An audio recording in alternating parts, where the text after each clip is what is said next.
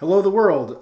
This is a video that's going to deal with viola strings. This is my viola. It's made in 2013 in the workshop of John Morose in Salt Lake City. 16 5/8 inches.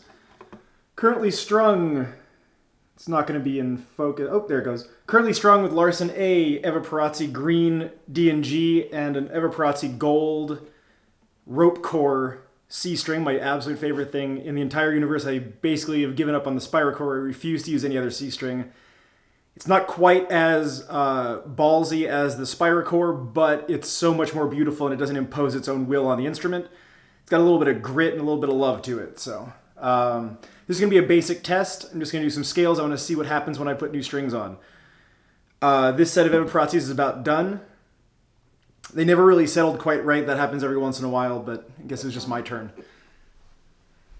I'm going to play a little bit.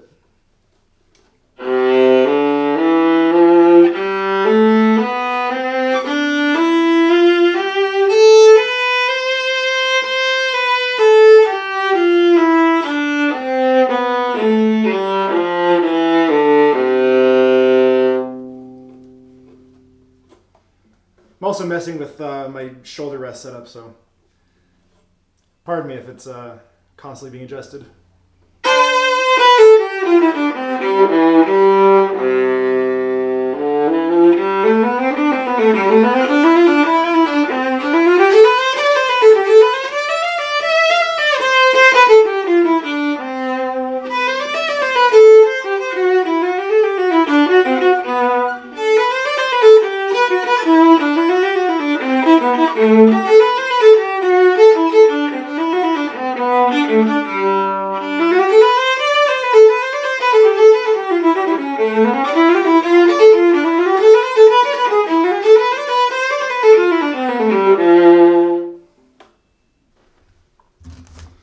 Alright, just as a demonstration, because I've read that the Larsens have a cello-y sort of sound, I'm going to do a quick little test of the Cacciaturian Suite for Viola and Piano from 1929.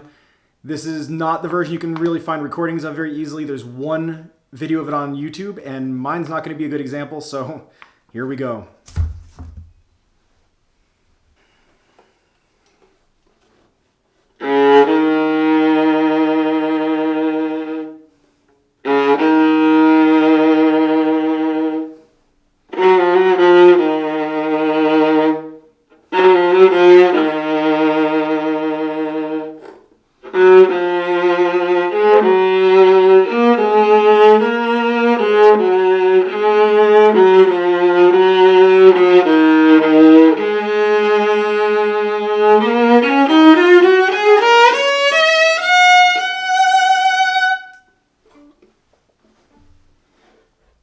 Alright, I'm going to go ahead and change strings.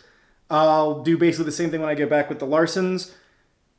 Fingers crossed they don't suck, because I've hated Larsen strings in the past. These are going to be the Virtuoso Soloist versions, which should be their highest tension string, which my viola likes, like Eva Perazzi's. We'll be back.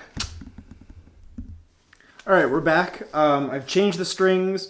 Just for clarification, these are the ones that I'm referring to. These are the Larsen Virtuoso.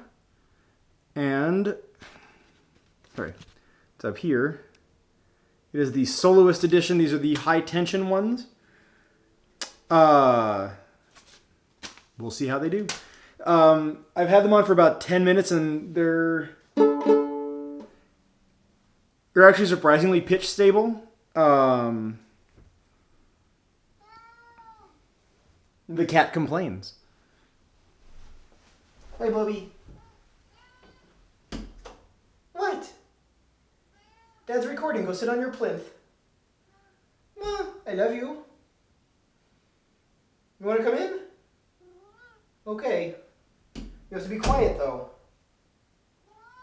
You have to be quiet. Or you have to go out. You want in or out? Okay. Here goes nothing. Get my hair in the right place. Important things. Okay.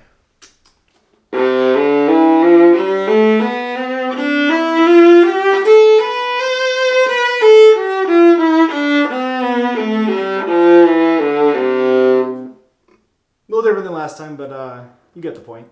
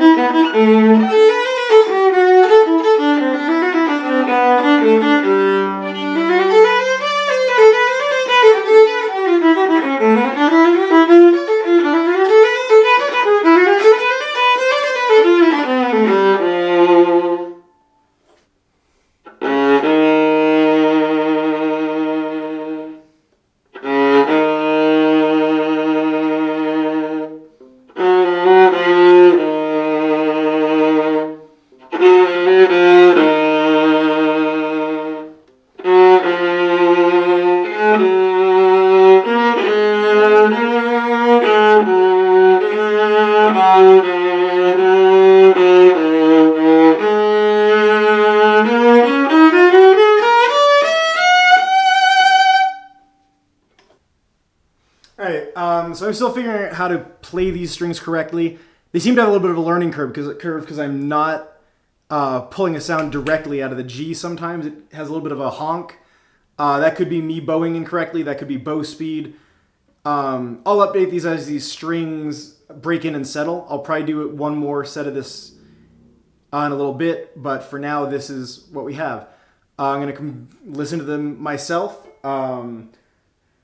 I'm not sure this is going to be my string of choice for the future. They sure do pluck loud, though. They seem much more voluminous and have more depth when you pluck them, but they don't. That doesn't seem to translate to playing with the bow. So we'll see how they settle in, and I've got a set of Evaporasi's to put on in case I don't end up liking them. Next up, I do have one of the last of the Parastro eudoxa-aricore A strings. I'm going to put that on in just a minute, and we'll see what it does. So here's just a little test of the A string. We'll see what happens.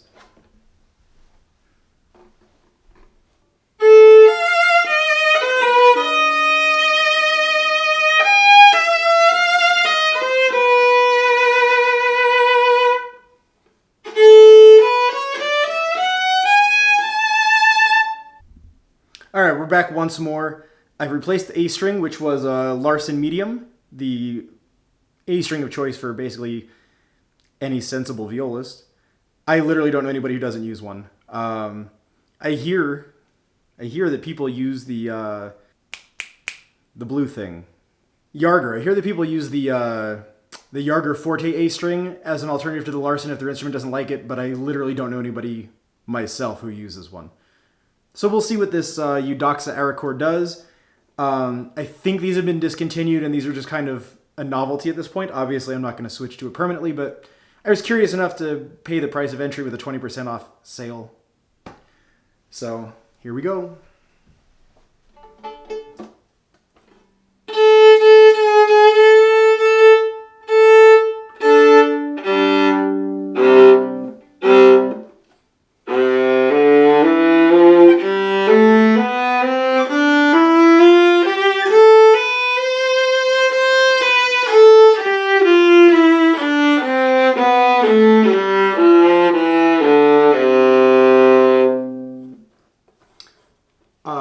Already, it's a little harder to play being a synthetic string, and it's noticeably duller and warmer than a Larsen. That's not necessarily a bad thing, but we'll see what it sounds like in the end result video, because on the shoulder is not necessarily the most reliable, as we all know.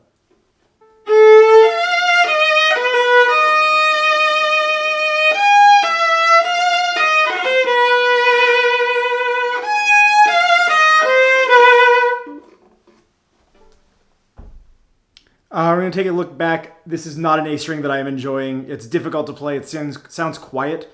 The tone seems a little raspy and nasal, but the recording could be phenomenal, so we'll see. I'm probably going to go ahead and stick the old Larsen back on. Also, that's another thing. I've never had a problem with Larsens being taken off and put back on, and I've had incredibly old Larsen A strings work just fine. So that's the end of this video, and we'll see you next time.